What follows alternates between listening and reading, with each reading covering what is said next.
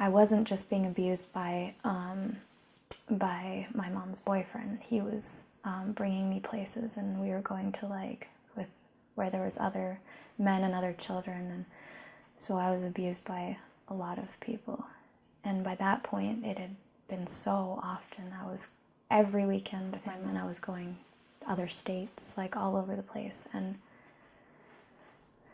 it just kept getting worse and worse and worse. And then now my little cousin was being abused too, and she was being introduced into this stuff, and I felt like I was like her protector, and I would try everything I could to protect her, and I just was always mad at myself because I couldn't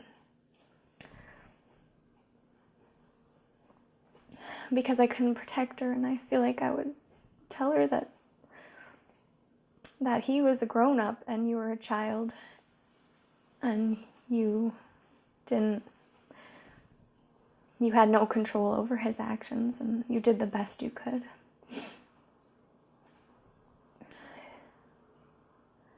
I would just tell her to be a little kid. Stop trying to be so grown up. Come early summer, that's when my daughter changed. She was sexually assaulted by 4 boys her own age, boys that she knew. She was a different girl. It was horrible. She was my little girl, and all of a sudden she had experiences that little girls should not have. Big girls shouldn't have it either. But it was really hard to see her lose her innocence. And I was going to an after-school program because I have dyslexia. This kid was going on the bus with me. He touched me inappropriately, more than once. And I was sexually abused by him. He did it on several occasions. He was older than me, and breaks my heart. My father is no longer around. He is in jail for sexual assault to me. I was threatened my whole life to die, like very openly. He showed me guns, knives, that he would kill me. Hi, are you Samantha from Bridges? Yes. Hi, I'm Sarah. I'm a teacher here. Nice to meet you. Nice to meet you too. I came out of the lunch line in high school, and I had my tray, and I look up, and there was the clothesline project, and it was like displayed through the cafeteria, and I just literally like stood there staring at one of the shirts, and it said,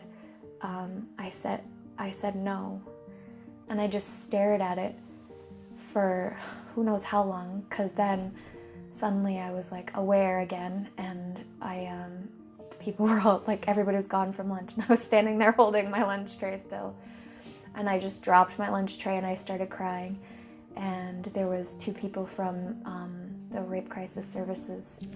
So I noticed that you had this power and control wheel on your table, and I'm just wondering, because I think I've seen some kids with some of these behaviors before, but what would this look like?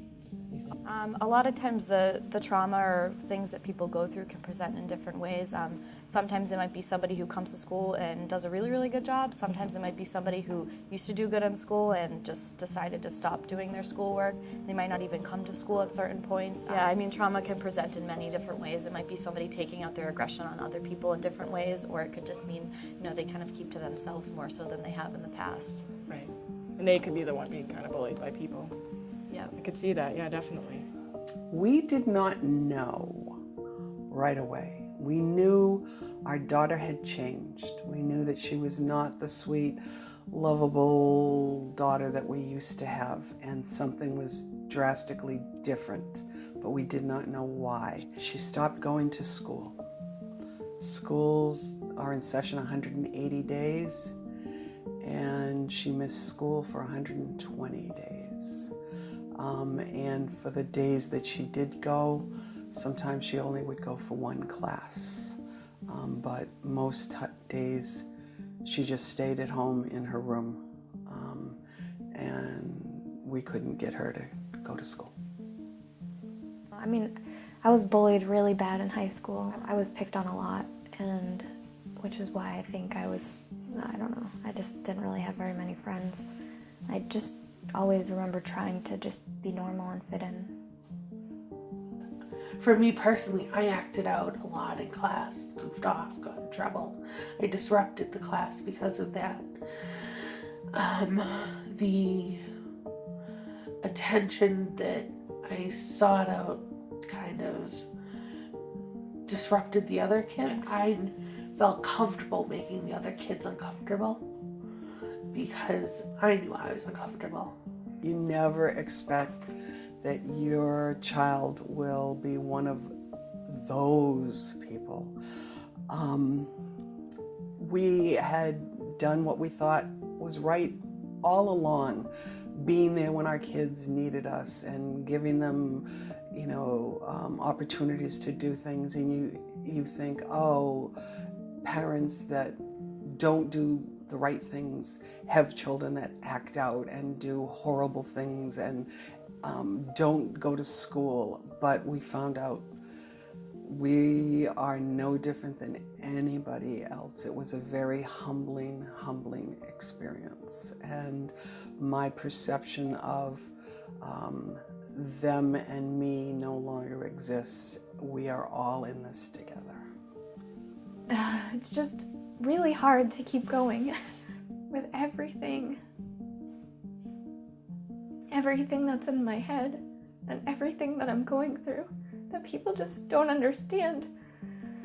That if I didn't have anything that I could, have a place where I can talk about this stuff, or just, I have therapy, but that's once a week, and sometimes I just need to talk to somebody in between then. I feel like that I'm not ready to give up, groups or being able to call the support line if I need it.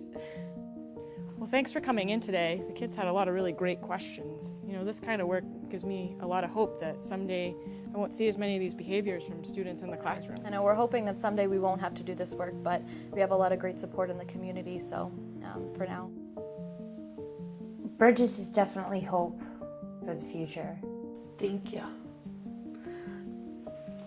Thank you for the support and the honesty and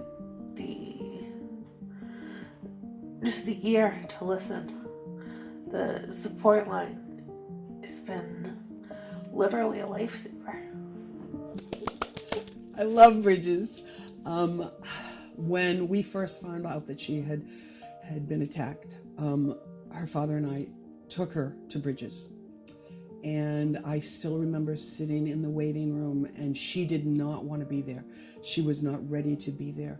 And we wanted her to have contact with Bridges, but she wasn't ready. Then she hit rock bottom, and she came home, which was hard for her. And one of the places that we again suggested that she go was to Bridges. And who knows why she decided to go, but she did. And from the bottom of my heart, I truly believe that if it hadn't been for Bridges, my daughter would not be alive today. So I love Bridges.